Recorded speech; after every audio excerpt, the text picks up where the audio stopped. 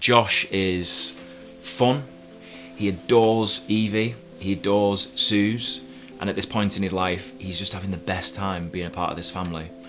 And yeah, he doesn't want it to end, unfortunately. I think people will fall in love with this show because, as crazy and chaotic as it can be, it's real.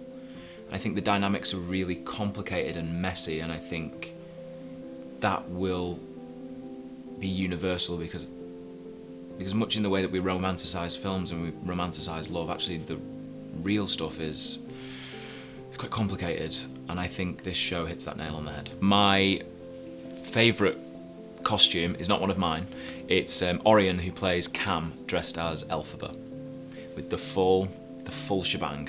That's my favourite costume. My favourite set has been Suze's house. I mean, I spend all my time in Suze's house. It feels really comfortable, and it's the place where Josh feels such a great sense of belonging. So it's really nice to sit in that with Amy and Saran, and yeah,